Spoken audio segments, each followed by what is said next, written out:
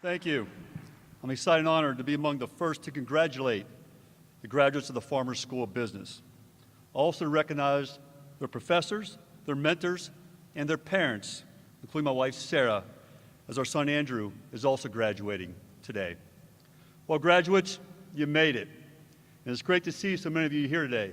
But it's also not lost to me that it is Sunday, and there's no beat the clock at Brick, so I really appreciate the attendance. In all seriousness, I'd like to personally congratulate all of you for your tremendous accomplishment. Let's have another round of applause for the class of 2018.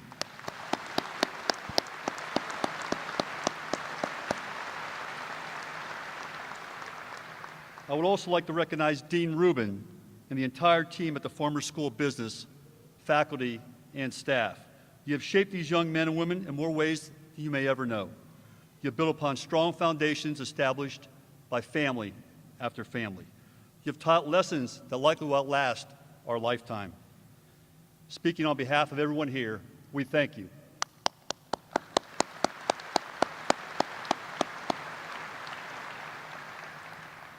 Like many of you here today, I am fortunate to have my parents in attendance. They instilled in me, my brother and sister, a love of learning, a commitment to integrity, and the importance of working hard. These are some of the lessons that Sarah and I have tried to pass along to my three boys, all of whom are here and have been students at Miami University.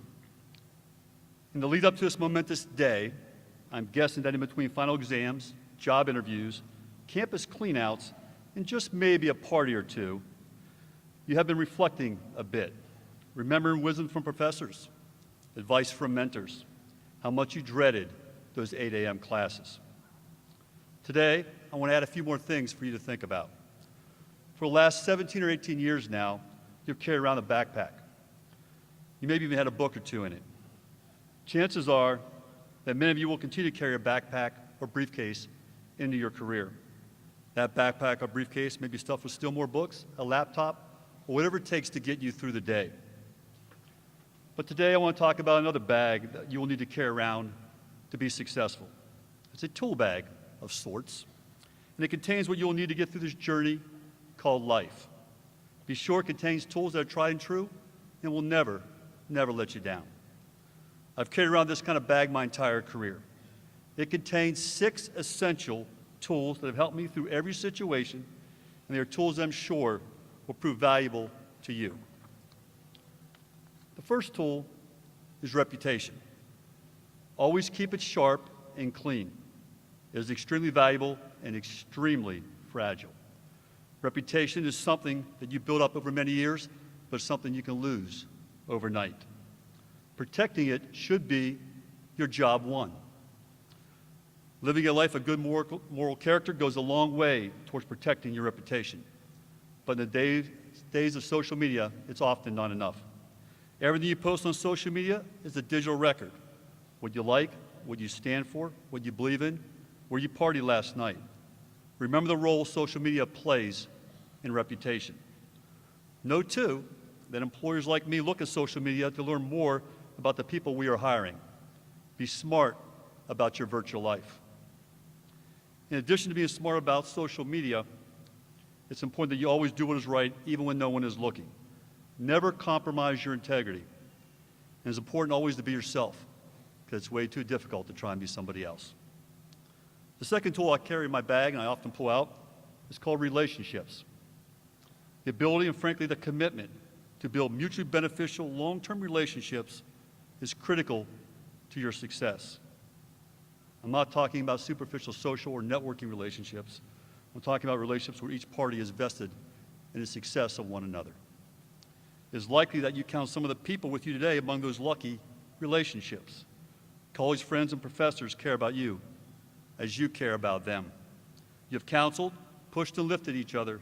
I'm sure you've also done your share of venting. If you look around you, you'll see others who are always in your corner. Your family. Don't underestimate them, their wisdom, or their experience. It's funny about to share a short story about my son Andrew, who, as I mentioned, is also an honoree here today. When he was 16, he liked to tell me just how little I knew. At age 21, he was surprised at just how smart I'd become in just 5 short years. Graduates, Your parents, grandparents, older siblings, and elders know more than you give them credit for. Use this resource. Also, venture beyond your comfort zone to establish meaningful relationships with mentors, community leaders, and colleagues. It can help you learn your trade as well as help you through personal and professional challenges. Be sure to do your part to add value to your relationship. A relationship is a partnership. It requires a give and take. The third tool I carry around with me is called performance. This is about working hard and working smart, following through and delivering what I like to say is a fifth or better in everything you do.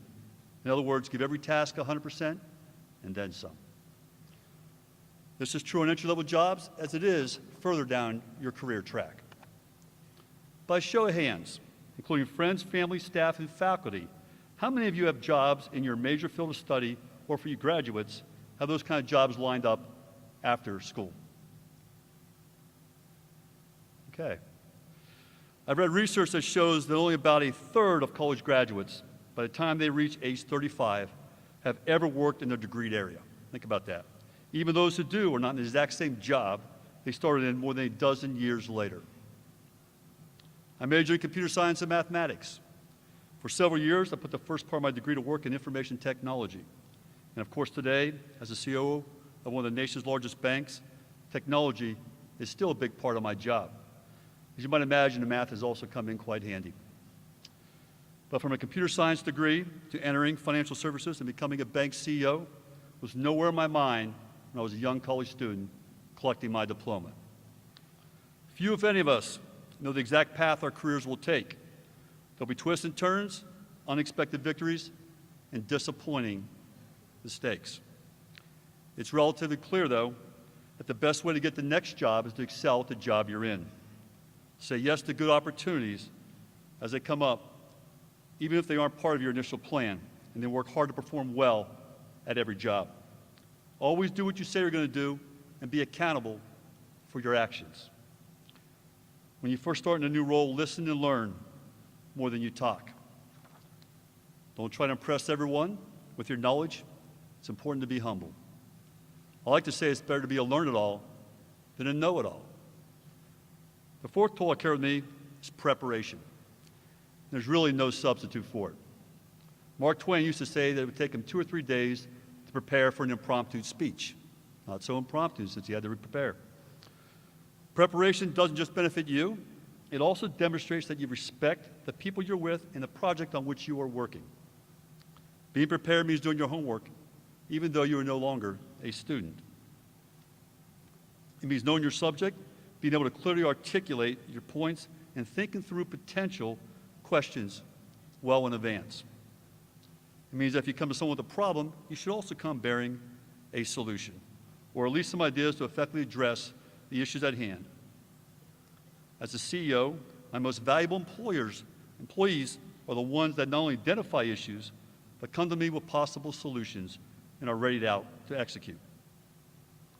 The best ways to sell your ideas, make a public speech, or defend your position is to know your facts, prepare for the unexpected, and practice over and over again until you can recite the material from memory.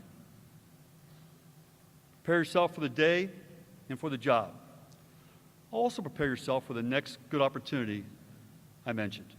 That way, when it comes, you'll be in a position to raise your hand and say yes. Another tool I carry is called courage. Courage is the willingness to do things that are challenging and often uncomfortable. Success in both life and work requires courage. The great inventions and successes of the last few centuries were mostly results of people with courage. Perhaps the best way to share the importance of courage is to use the words of 2 men who displayed extraordinary courage in difficult times for our world.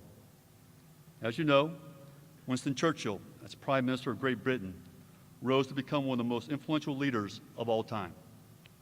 One of my favorite quotes from Churchill is, "Success is not final, failure is not fatal. It is the courage to continue that counts." Another great leader, Nelson Mandela, once said, "I learned that courage was not the absence of fear, but the triumph over it." The brave man is not he who does not feel afraid, but he who conquers that fear. I think we can all agree the world is a better place today because of the courage of these two honorable leaders. So be courageous. Don't fear failure, and conquer your fears. The final tool is probably the one I use most frequently. It's passion. It's kind of like a hammer. It needs another piece to be effective. A hammer without a nail can get your attention, but it really can't get the job done. In order for passion to work, it needs to intersect with your abilities. You can be the most passionate person in the world about flying, but if you're not a good pilot, you have no place being in the cockpit. And I don't think anyone else would want to come along for the ride either. Discovering your passion and owning your abilities are a large part of what these last few years at Miami have been about. As I said earlier, those things may not line up with what's exactly on your diploma, and that's likely okay. Learning what interests you, what really drives you, and what you're passionate about is a big part of education. It's a big part of what will determine your future success. You and only you have the right to decide what your unique version of success looks like. Don't measure your success against someone else's yardstick. It's your life to live. It's your story to write. Go after what's important to you, what you're passionate about, and then make sure you have the skills to get there. Those are the tools I carry around with me. Reputation, relationships, performance, preparation, courage, and passion. They are tools I pulled out time and time again throughout my career and throughout my life. They are the tools that bear my fingerprints with every use. Fingerprints that are unique to me, just as your fingerprints are unique to you. What are fingerprints anyway, but an impression? Something to say you were here. We leave them everywhere, on everything and everyone that we touch. Where are you leaving yours, and what are they saying about you? Even though you are leaving Miami University today, your fingerprints remain. You have left an impression on this institution and on the people who walk this beautiful campus. Those opportunities do not end with this ceremony. As you continue on your journey, remember the people and places that have helped you get to this moment and to the other moments that matter that are yet to come. Your university, your parents, your friends and colleagues, your community, be good to them, stay in touch, and always, always do what is right. When you're old and gray like me, I hope you look back on your life and know two things. One, those tools in my bag sure came in handy. And two, you did well by doing good. Now, as you collect your diploma this afternoon, you'll also be collecting a gift from Fifth Third Bank. Don't consider it a departing gift. Think of it as a starting gift. It's a tool bag of sorts, and in it you'll find an attractive offer to help you get on the right track financially, a t-shirt to wear on those days when you're not at work, and a prepaid Fifth Third debit card. Now this card is loaded with $166.70. Now you may think that's a strange amount, $166.70. But if you do the math, you'll see that it adds up to the mathematical equation of Fifth Third Bank. It's 5/3. In other words, it's more than 100%. Thought I'd throw that in there.